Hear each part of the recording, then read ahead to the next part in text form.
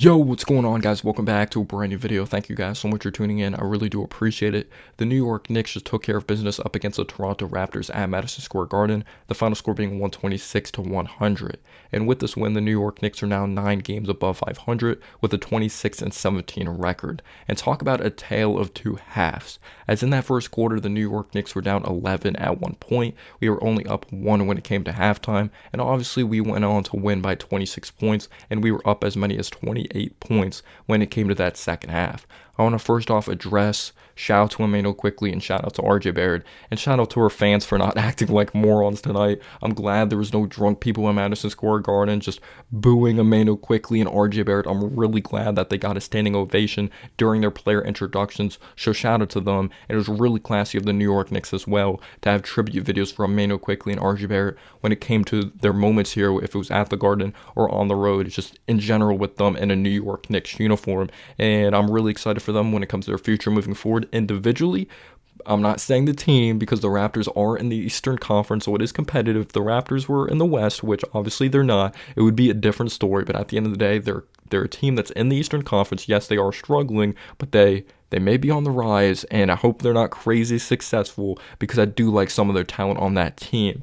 But this game was pretty fun to watch, and I thought we were going to get a competitive one at first, especially the way this game started, or maybe not a competitive one. Maybe you thought the New York Knicks were going to get blown out the way we were playing at the beginning. Yes, Jalen Brunson got a couple buckets, and then Julius Randle got a couple buckets, but the turnovers were so disgusting in the first quarter that it was just so unacceptable. The miscommunications trying to fit a ball into like such a tight window for no reason. It was just, we looked lackadaisical out there on the basketball floor. There was a play, Jalen Brunson had the ball at the top of the key. He thought someone was still on that left wing, but they moved to the corner. He threw the ball away. Just Julius Randle was trying to do too much. It was just honestly disgusting. And that's something you can't do up against this Toronto Raptors team, because especially since the trade, or even when they had Siakam, this Raptors team under Darko, a brand new head coach, they like to get out and run. So they were getting tons of points off of turnovers, which we just couldn't continue to do throughout this game. Eventually, we cleaned it up, but I got to give credit to RJ in that department.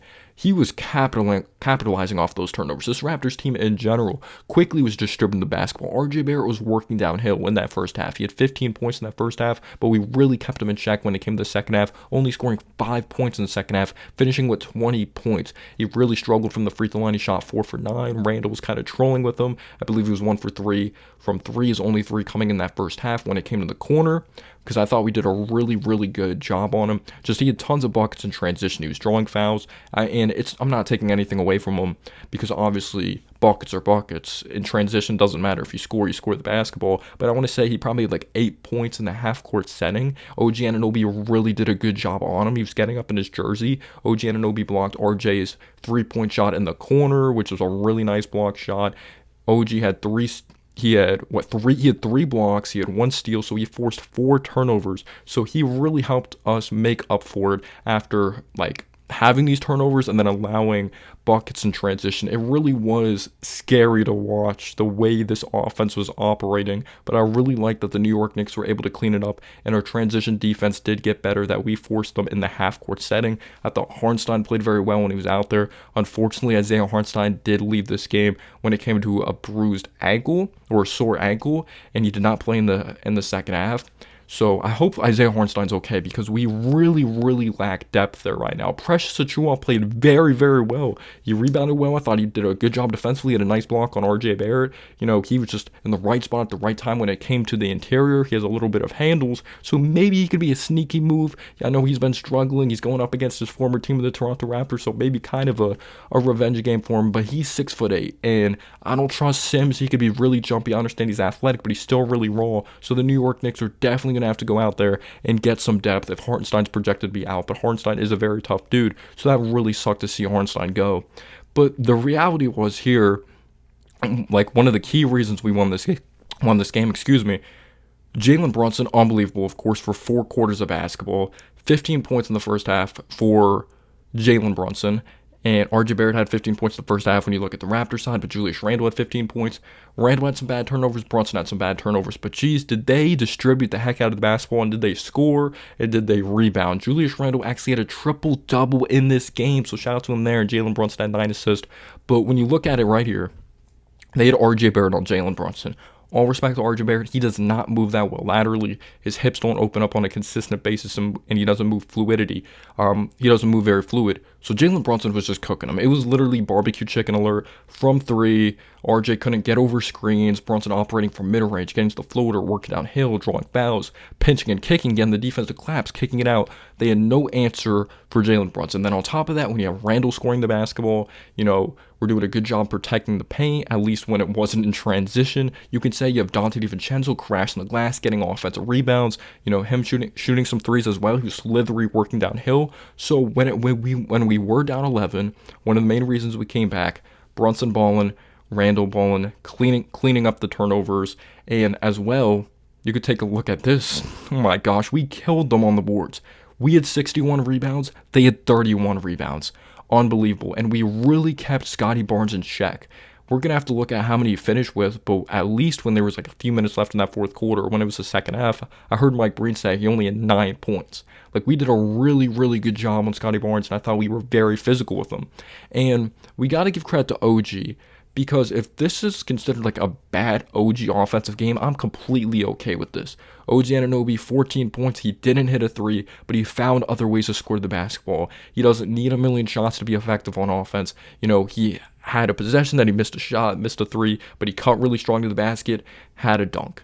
I love that about OG Anunoby. He's really active when it comes to cutting and just going after 50 balls, and he was just that elite defensively tonight. That didn't matter that he only had 14 points, and they were pretty impactful 14 points as well. So I really liked what OG Anunoby brought to the table. He had some strong, tough drives, especially when it came to the first half. He bulldozed, right at Grady Dick. He wasn't afraid to work downhill, and I really loved that approach from him. So you have Randall that went off, and you have Jalen Brunson that went off. So we were actually up 1 when it came to half. And I thought we were just straight up the better team when it came to the second half, because RJ had 15, but he had 5 in the second half. Quickley, he distributed the heck out of the basketball. He had 9 assists when it came to halftime, and he probably finished with a good amount of assists, but he didn't have a pop game offensively. And Gary Trent Jr., we left him open for some threes. He knocked down some threes. Grady Dick, who didn't play tons of minutes, they probably should have played him more. He was killing us from the outside. So you definitely got to give credit to him. Josh Hart, he kind of helped us as well when we were kind of struggling a little bit, especially the bench. He went right at RJ Barrett, finished really strong. He knocked down a couple threes in this basketball game. We know what he brings, going after 50-50 balls, competing defensively. I just thought this team was so excellent defensively, and we rebounded so well. We did a good job not giving the Raptors tons of second chance opportunities. But this was just straight up a good win by the New York Knicks. I thought we were the better team. We shot better from the free throw line. I want to say maybe we weren't amazing from three. This felt like a gritty type of blowout. But when you just look at the stats right here for the New York Knicks, we actually shot pretty well, 36%. I'll take that. We did shoot better than them. We shot 14 of 39, 36%. They were 11 for 34, 32% from three. From the free throw line, we were 80%. They were 56%. We out-rebounded them 61 to 31. They did have 2 more assists, and I did think they did a better job kicking the ball out at times. Brunson was just that amazing as an isolation scorer. And you could say as well, one of the main reasons they had more assists, we have to address the backup point guard position. Miles McBride is a very good defender, gets up in New Jersey, but he's just not consistent enough offensively. He needs to put more pressure on the defense, and I'm going after a scorer of Malcolm Brogdon. He's on a really shitty team of the Portland Trail Blazers. He probably wants to be on a pretty successful team at this point of his career. Go out there and get him. We destroyed them in the paint 64 to 50. We did have more fouls of 20 fouls, but let's see how many turnovers we finished with. I want to see the turnovers. So we had 22 turnovers, but I felt like we had a million when it came, at least in that first quarter. It was just unbelievable, how much we were just turning over the ball, and that's sarcastic, unbelievable. If there's some things the Knicks need to clean up for sure, not talking about personnel-wise, transition defense, turnovers, because the turnovers are pretty bad in the Grizzlies game as well. Kind of consistently making that kick out pass and just getting OG more threes, but he had some opportunities from beyond the arc you could say he should have executed. But I thought he just played amazing defensively tonight. 3 steals, 1 block, and hopefully Hartenstein's okay. But the Knicks just went out to demolish the Raptors in the second half and just really kept everyone in check. Give credit to the New York Knicks. Played really well. Let me know down below your thoughts. Peace out, y'all.